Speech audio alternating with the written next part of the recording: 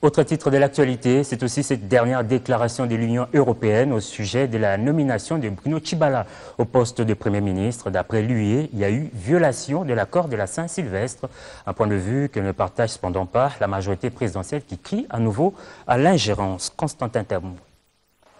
Les critiques de l'Union européenne sur la situation politique en RDC sont rejetées par la majorité présidentielle. La famille politique du chef de l'État met en garde contre une déclaration jugée tendancieuse. Telle n'est pas la contribution que le bureau politique est en droit d'attendre des partenaires internationaux de la République démocratique du Congo au regard des principes universellement reconnus des États à l'autodétermination, lequel place la question électorale comme un droit interne relevant de la souveraineté de chaque État.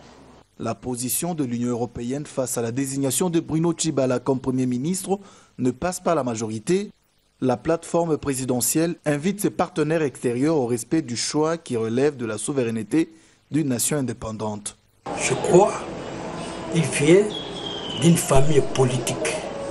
Et cette famille politique a fait le nécessaire pour présenter au chef de l'État plusieurs candidats. On a piqué un candidat dans les lots.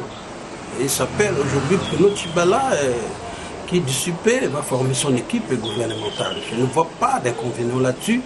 Peu importe les déclarations de bonne intention des uns des autres, même de la communauté internationale. Mais ces déclarations de bonne intention ne sont que des hypothèses parce que la communauté internationale en tant que telle n'est jamais parvenue à un résultat palpable. Rappelons que cette réaction est consécutive à la déclaration de la délégation locale de l'Union européenne qui faisait observer, à travers un communiqué, le manque de consensus sur la nomination de Bruno Tshibala au poste de Premier ministre.